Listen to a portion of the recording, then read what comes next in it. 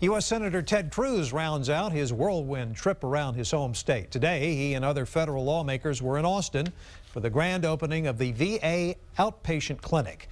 It is the largest of its kind in the country, bringing a lot of attention to today's event. That could be a good thing for Senator Cruz, the former Solicitor General of Texas, who beat Lieutenant Governor David Dewhurst in last year's GOP race for the Senate. On top of a campaign to defund Obamacare, some say this could be a preview to a presidential campaign in the near future. KXAN's political reporter Josh Hinkle has more from a stop at a high-tech company in North Austin. There's only one other 4-year period. Sometimes some things are worth a try. Push the button. Is it working or not? Not right now. It's not working, okay. Try again. You come to a tech company, you think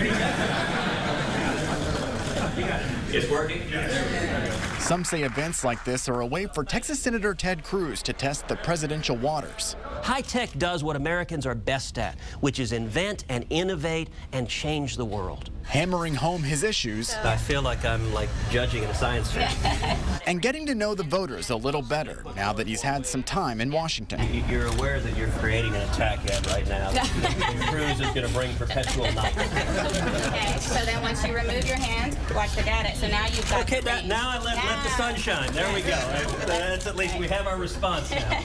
Some experts say the early stages of a campaign could be shaping up, but it will mean taking his tour outside of Texas. Ted Cruz, like Rick Perry before him, I think almost instinctively uses the view of Texas that is negative on the outside as a foil that actually buttresses his image. I think it is way premature to be worrying about 2016. What I can tell you, I'm a big fan of Governor Perry's. In terms of what I'm doing, 100% of my focus is on the U.S. Senate. And the reason is simple. The Senate is the battlefield. The Senate is where the fights are ongoing right now to restore economic growth.